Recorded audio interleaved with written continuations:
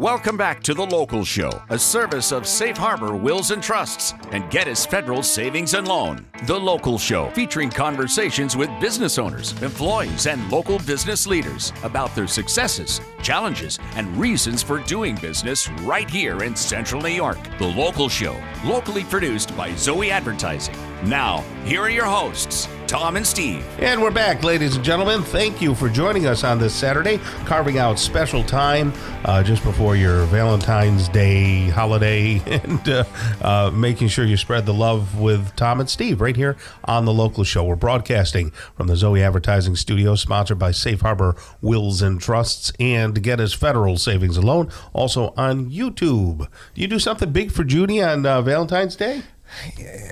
No, I don't know, Tom. You know, I love my wife, 36 years. Big,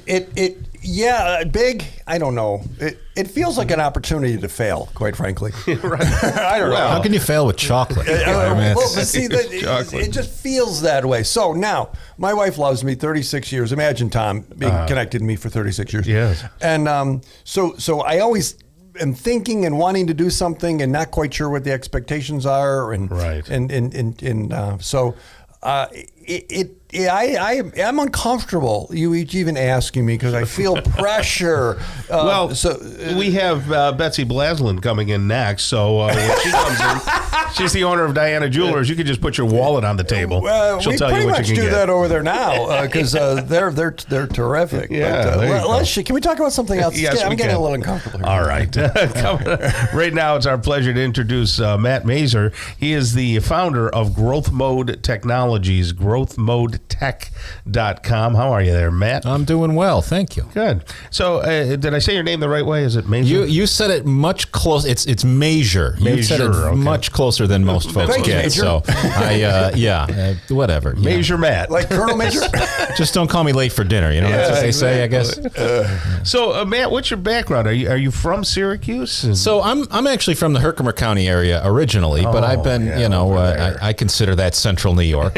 Sure. So I've been in this area for well over a decade now. Okay. And I've been in the IT space for about 25 years or so. Gotcha. And did you go to school for that? Did you go to college? I did for a little while. Yep. And actually, one of my first businesses actually started while I was in college. So I got my first job when I was actually 14 years old in a local computer store back when that was a thing. Mm-hmm. And we used to build and repair custom computers. And was this in Herkimer County with 12 other people? It was it was down in Frankfort, New York. I worked at a place called Customized Computer Room, and until very recently, it was still there. I mean, they weathered so much other competition came and went, and Walmart and Amazon and everything, and they still stuck by. The train stops there, Tom. It's incredible. Well, I started my radio career out there, so I was at the Frog in Rock 107. Actually, my good buddy, he got named by the Frog, Matt Herkimer,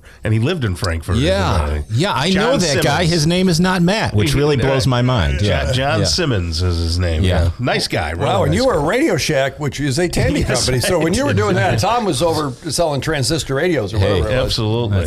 That's fun stuff, man. That's my bag right there. Well, that's great. So you started your company. Why do you call it Growth Mode Technologies? What do you do? Well, here's the thing is, in a nutshell, we are your local IT department. So we come in for businesses of all sizes and act as their internal tech support for everything. But there's a lot of folks that do that, right? And a lot of them are kind of like a mechanic situation where something breaks, people hate to pay for it, but you're glad to have a good guy and whatever.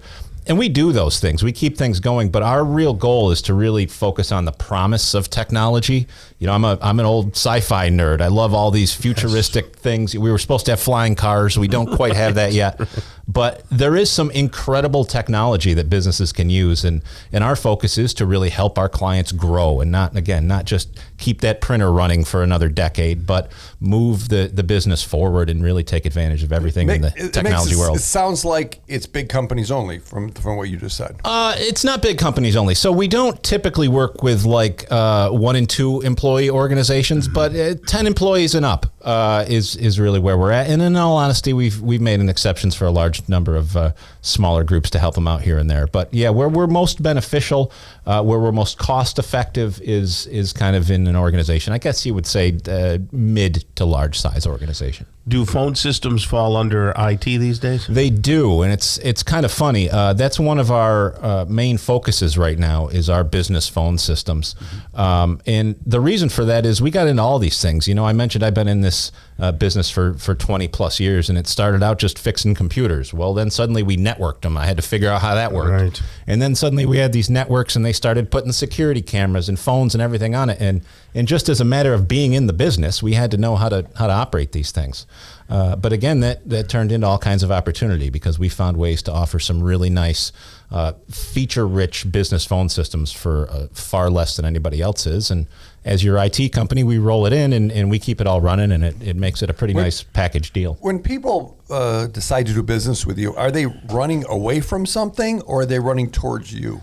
It's a great question because it comes in both flavors. It used to be you'd never pick up a new IT client unless their previous provider died, and literally it didn't matter how good they were. Today, folks are being a little more picky, and they're really trying to make sure they're getting their bang for their buck, but they also feel like they're moving forward in their organization. So we get a little of both. Folks that have been somewhere else and need help, or other folks that are starting a new venture or growing, and just one of the things we do is support internal IT departments. So if you have a one man on your staff, you can give them an entire team to back them up. Interesting. Like marketing, like companies will have internal marketing folks, and then they still bring us in to help in the big picture. Yeah, right. So it's a similar kind of a parallel. Exactly. Nice. Yeah. We really help bring the value of a large team to any size organization. Where do you see phone systems going in the next couple of years here? It's really interesting when you talk about that, because I personally, and a lot of people still like the traditional desk phone like we always had. It sits on our desk and rings, and that's your extension in the office. But so many companies now are completely getting rid of those, or even folks want them removed from their offices, and they want everything app-based or computer-based. So similar to all the Zoom calls we've done, and all the various services you have on your cell phone, that's where it is. It's flexibility. And it's also the different ways we communicate. So it used to be just phone calls, but now our phone system does text messages, website chat, Facebook Messenger, WhatsApp. All of that stuff feeds through the phone system the way we only used to be able to do telephone calls. Yeah. And it's pretty interesting. I think you're just going to see that expand with the ways people want to communicate. I've dived both feet into this AI stuff, and been really, trying to study it, figure out how it can serve the marketing, track, and then just playing with it in general. Where do you see AI fitting into your business and into local businesses? AI is a phenomenal tool, and I think a lot of people are worried about it. I don't think they should fear Tell people what it is in case they don't know. It's artificial intelligence, or more specifically, it's machine learning. So what that is a computer based on a pool of data. It kind of figures out, just like we might learn, what you would do in different situations. And we have this right now real popular thing called ChatGPT that you can use for free. You can literally ask it, write me a recipe for tomato soup, and it will do that. You can tell it, write me software code that does this, and it will get you code that you can run as an application. And it's very interesting. It'll also tell you, write me an essay on, the Revolutionary War. And that's where a lot of folks are starting to get a little nervous. But the reality is it's an incredible learning tool that you can really leverage and you can use to help automate so many things in your business. Take the monotony out of our everyday tasks for people in the business. So do you sell computers? We do. We do. Typically just to our company, our corporate clients. We're not like a computer store. I missed that business. I used to do that. Okay, so you sell computers, you network the stuff, you fix the stuff, you break the stuff so you can fix it. Phone systems. What about, real quick, cybersecurity, you in that space? We have some partners that get real heavy. We do, your basics. We make sure you're qualified for your insurance, and then we call in the big guns when you need it. Okay, gotcha. That's great. Matt Masur right there. And phenomenal talking with you. I think I'd like to talk with you more in the future, okay? Absolutely, gentlemen. I really appreciate you having me. Great. Founder of Growth Mode Technologies, and you can see them at growthmodetech.com. Betsy Blasland is coming up next. She's the owner of Diana Jewelers. We'll dive into jewelry next on The Local Show on 570 WSYR.